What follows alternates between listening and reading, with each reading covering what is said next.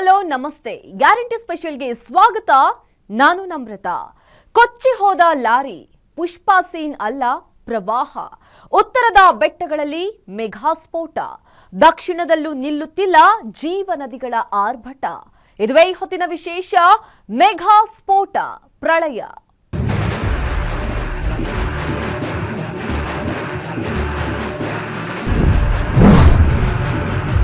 ದೇಶದಲ್ಲಿ ಮುಂಗಾರು ಅಬ್ಬರಕ್ಕೆ ಬಹುತೇಕ ಎಲ್ಲಾ ರಾಜ್ಯಗಳು ತತ್ತರಿಸಿ ಹೋಗ್ತಿವೆ. ವರುಣ ಅಬ್ಬರಿಸ್ತಾ ಇರೋ ಪರಿಕಂಡು ಜನ ದಂಗಾಗಿ ಹೋಗಿದ್ದಾರೆ.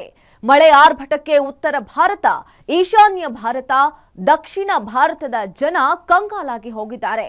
ಯಾವಾಗ ಮಳೆ ಯಾವ ಅವಾಂತರ ಸೃಷ್ಟಿಸುತ್ತೋ ಅನ್ನೋದು ಗೊತ್ತಾಗದೆ ಚಿಂತಾಕ್ರಾಂತರಾಗಿದ್ದಾರೆ.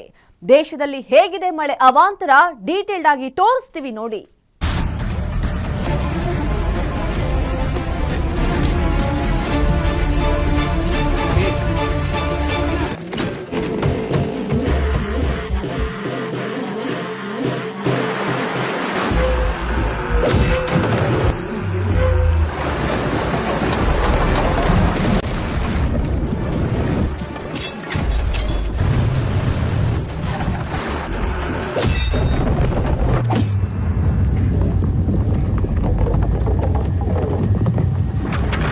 ನೀವೀಗ ನೋಡಿದ್ದು ಪುಷ್ಪಾ ಸಿನಿಮಾದ ಒಂದು ದೃಶ್ಯ. ಪೊಲೀಸರು ರೇಡ್ ಮಾಡ್ತಾರೆ ಅನ್ನೋದು ಗೊತ್ತಾಗ್ತಿದ್ದಂತೆ ತಾವು ಸಂಗ್ರಹಿಸಿದ್ದ ರಕ್ತ ಚಂದನವನ್ನ ನದಿಯಲ್ಲಿ ತೇರಿ ಹೋಗುವಂತೆ ಕಳ್ಳ ಸಾಗಣೆದಾರರು ಮಾಡ್ತಾರೆ. ಇದು ಸಿನಿಮಾದ ದೃಶ್ಯ. ಆದ್ರೆ ಸಿನಿಮಾದಲ್ಲಿರೋ ದೃಶ್ಯ ನಿಜ ಜೀವನದಲ್ಲೂ ಕಂಡುಬಂದಿದೆ. ಇದಕ್ಕೆಲ್ಲ ಕಾರಣ ವರುಣನ ಆರ್ಭಟ. ದೇಶದಲ್ಲಿ ಸುರಿತಾ ಇರುವಂತ ಮಹಾಮಳೆಗೆ ಪುಷ್ಪಾ ಸಿನಿಮಾದ ದೃಶ್ಯ ರಿಪೀಟ್ ಆಗಿದೆ.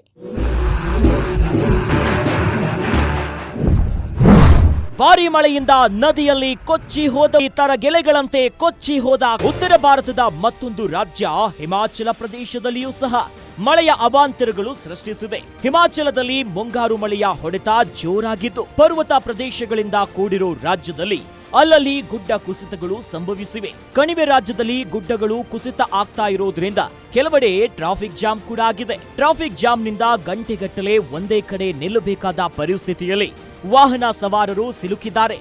ಗುಡ್ಡ ಕುಸಿದ ಪರಿಣಾಮ ಸರಕು ಸಾಗಣೆ ವಾಹನವೊಂದು ರಸ್ತೆಯ ಮಧ್ಯದಲ್ಲಿ ಹೂತು ಹೋಗಿತ್ತು. ಈ ವಾಹನವನ್ನ ಜೆಸಿಪಿಗಳ ಸಹಾಯದಿಂದ ಹೊರತೆಗೆದು ವಾಹನ ಸಂಚಾರ ಸುಗಮಗೊಳಿಸುವುದೇ ರಕ್ಷಣಾ ಸಿಬ್ಬಂದಿಗೆ ಸವಾಲಾಗಿ ಪರಿಣಮಿಸಿತ್ತು. ಕೊನೆಗೂ ಹಾಗೋ ಹೀಗೋ ಮಾಡಿ ವಾಹನವನ್ನ ತೆರವು ಮಾಡಿ ಸಂಚಾರವನ್ನ ಸುಗಮಗೊಳಿಸಿದ್ದಾರೆ. ಉತ್ತರ ಭಾರತದಲ್ಲಿ ಹಿಮಾಲಯ ಪರ್ವತದ ತಪ್ಪಲಿನಲ್ಲಿರುವಂತಹ ರಾಜ್ಯಗಳಲ್ಲಿ ಸುರಿತಾ ಇರುವಂತ ಮಳೆಯಿಂದ ಬಹುತೇಕ ಎಲ್ಲಾ ನದಿಗಳಲ್ಲಿ ನೀರಿನ ಹರಿವು ಹೆಚ್ಚಳವಾಗಿದೆ. ಇದೇ ರೀತಿ ನದಿಯ ಒಂದು ದಂಡೆಯಿಂದ ಮತ್ತೊಂದು ದಂಡೆಗೆ ಕೆಲವರು ಹೋಗ್ತಾ ಇದ್ರು. ಈ ವೇಳೆ ನೀರಿನ ಹರಿವು ಹೆಚ್ಚಾದ ಪರಿಣಾಮ ವ್ಯಕ್ತಿಯೊಬ್ಬ ನೀರಿನಲ್ಲಿ ಕೊಚ್ಚಿ ಹೋಗ್ತಾ ಇದ್ದ. ಕೊನೆಗೆ ಜೊತೆಯಲ್ಲಿದ್ದವರು ಆತನ ನೆರವಿಗೆ ಬಂದ ಕಾರಣ ಆತ ಪ್ರಾಣ ಅಪಾಯದಿಂದ ಬಚಾವಾಗಿದ್ದಾನೆ.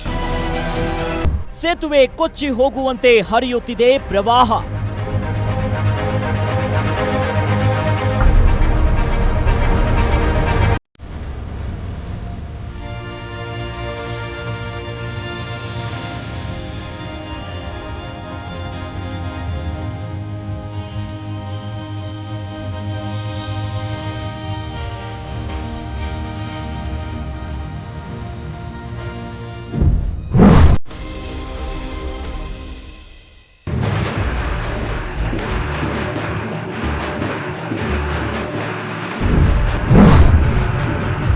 ಉತ್ತರ ಭಾರತ ಮತ್ತು ಈಶಾನ್ಯ ಭಾರತದಲ್ಲಿ ಮಾತ್ರವೇ ಅಲ್ಲ, ದಕ್ಷಿಣ ಭಾರತದಲ್ಲೂ ಮುಂಗಾರು ಮಳೆ ಹಲವು ಅವಾಂತರಗಳನ್ನ ಸೃಷ್ಟಿಸಿದೆ. ರಾಜ್ಯದಲ್ಲೂ ವರುಣನ ಆರ್ಭಟ ಮುಂದುವರೆದಿದೆ. ಮುಂಗಾರು ಮಳೆ ಚೆನ್ನಾಗಿ ಸುರಿದಿರೋ ಪರಿಣಾಮ ರಾಜ್ಯದ ಜೀವ ನದಿ ಕಾವೇರಿ ತುಂಬಿ ಹರಿತಾ ಇದೆ. ಕಾವೇರಿ ನದಿಯಲ್ಲಿ ನೀರಿನ ಪ್ರಮಾಣ ಹೆಚ್ಚಿರೋದ್ರಿಂದ ಕೆಆರ್ಎಸ್ ಜಲಾಶಯ ತುಂಬಿ ತುಳುಕ್ತಾ ಇದೆ. ಅದರ ಡೀಟೇಲ್. ಕಾವೇರಿ ಜಲಾನಯ ಪ್ರದೇಶದಲ್ಲಿ ಈ ಬಾರಿ ವ್ಯಾಪಕ ಮಳೆ ಆಗ್ತಿದೆ. ವ್ಯಾಪಕ ಮಳೆಯ ಕಾರಣದಿಂದ ಕೆಆರ್ಎಸ್ ಜಲಾಶಯಕ್ಕೆ ಹೆಚ್ಚಿನ ಪ್ರಮಾಣದ ನೀರು ಕೂಡ ಹರಿದು ಬರ್ತಾ ಇದೆ. ಇದರಲ್ಲೂ ಕೂಡ ಈಗ ಅವಧಿಗೂ ಮುನ್ನವೇ ಈಗ ಕೆಆರ್ಎಸ್ ಜಲಾಶಯ ಭರ್ತಿ ಆಗ್ತಿರುವಂಥದ್ದು ಈ ಬಾರಿಯ ವಿಶೇಷ ಅಂತಲೇ ಹೇಳ್ಬೋದು. ಯಾಕೆಂದರೆ ಏನು ಕೆಆರ್ಎಸ್ ಜಲಾಶಯ ಸಾಮಾನ್ಯವಾಗಿ ಸೆಪ್ಟೆಂಬರ್ ಇಲ್ಲ ಅಕ್ಟೋಬರ್ ಮಾಹೆಯಲ್ಲಿ ತುಂಬುತ್ತಿದ್ದಂಥ ಜಲಾಶಯ ಈ ಬಾರಿ ಜೂನ್ ತಿಂಗಳಿನಲ್ಲೇ ತುಂಬುವಂಥ ಹಂತಕ್ಕೆ ಬಂದಿದೆ. ಈಗಾಗಲೇ ಕೂಡ ಕೆಆರ್ಎಸ್ ಜಲಾಶಯಕ್ಕೆ ಹೆಚ್ಚಿನ ಪ್ರಮಾಣದ ನೀರು ಹರಿದು ಬಂದು KRS ಜಲಾಶಯ ಮಟ್ಟ ಈಗ 120 ಅಡಿಯನ್ನು ಕೂಡ ದಾಟಿದೆ.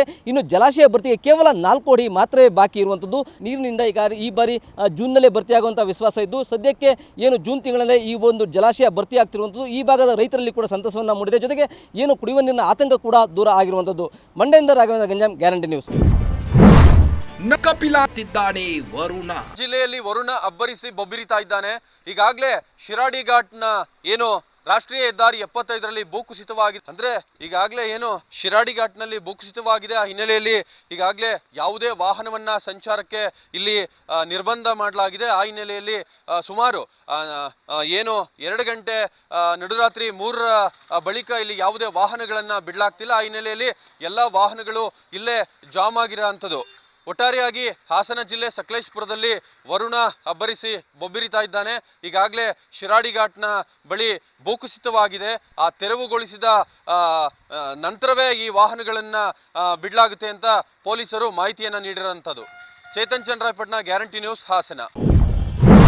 ಬೆಳಗಾವಿಯಲ್ಲಿ ಪಶ್ಚಿಮ ಘಟ್ಟಗಳಲ್ಲಿ ಸಾಕಷ್ಟು ಪ್ರಮಾಣದಲ್ಲಿ ಮಳೆಯಾಗತಕ್ಕಂಥದ್ದು. ಹಾಗಾಗಿ ಬೆಳಗಾವಿಯಲ್ಲೂ ಕೂಡ ರಭಸವಾಗಿ ಮಳೆ ಸುರಿತಾ ಇದೆ. ಕಳೆದ 3-4 ದಿನದಿಂದ ಎಡಬಿಡದಂತೆ ಸುರಿತಾರಂಥ ಮಳೆಗೆ ಈಗ ಸಾಕಷ್ಟು ಜಮೀನುಗಳಲ್ಲಿ ಏನೋ ನೀರು ನುಗ್ಗಿರ್ತಕ್ಕಂಥದ್ದು, ಸಾಕಷ್ಟು ಬೆಳೆಯನ್ನು ಹಾನಿ ಮಾಡ್ತಕ್ಕಂಥದ್ದು. ಈ ಬಳ್ಳಾರಿ ನಾಲ ಇದೆ, ಆ ಬಳ್ಳಾರಿ ನಾಲಕ್ಕೆ ಸೂಕ್ತವಾದ ಕಾಯಕಲ್ಪ ವಹಿಸಬೇಕು. ಯಾಕಂದರೆ ಅದು ಸಾಕಷ್ಟು ಪ್ರಮಾಣದಲ್ಲಿ ಹಾಳಾಗಿದೆ. ಸೊ ಅದು ಏನು ಹರಿದು ಹೋಗಲಿಕ್ಕೆ ಏನೋ ಬೇಕಾಗಿದ್ದಂಥ ವ್ಯವಸ್ಥೆನೂ ಕೂಡ ಸರ್ಕಾರ ಮತ್ತು ಇಲ್ಲಿನ ಜಿಲ್ಲಾಡಳಿತಗಳು ಮಾಡಿಕೊಟ್ರೆ ಇದು ನೀರು ಹರಿದು ಹೋಗುತ್ತೆ. ಹಾಗಾಗಿ ನಮಗೆ ಯಾವುದೇ ರೀತಿ ತೊಂದರೆ ಆಗೋದಿಲ್ಲ. ಇದನ್ನು ಸಾಕಷ್ಟು ಬಾರಿ ಮನವಿಯೂ ಕೂಡ ನಾವು ಮಾಡಿದ್ದೀವಿ ಅಂತ ಈಗ ರೈತರು ಕೂಡ ಹೇಳ್ತಾ ಇದ್ದಾರೆ. ಕ್ಯಾಮರಾ ಪರ್ಸನ್ ವಿಶ್ವನಾಥ್ ಪಾಟೀಲ್ ಜೊತೆ ರಾಜೇಶ್ ಹೂಗಾರ್, ಗ್ಯಾರಂಟಿ ನ್ಯೂಸ್, ಬೆಳಗಾವಿ. ಚಿಕ್ಕೋಡಿಯ ನರಸಿಂಹವಾಡಿ ದತ್ತ ಮಂದಿರಕ್ಕೆ ಜಲ ದಿಗ್ಬಂಧನ.